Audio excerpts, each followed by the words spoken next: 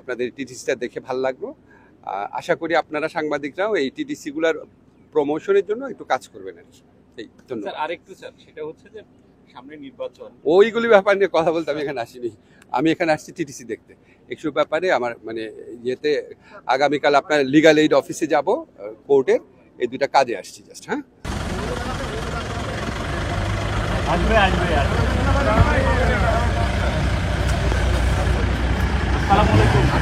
ছবি দিল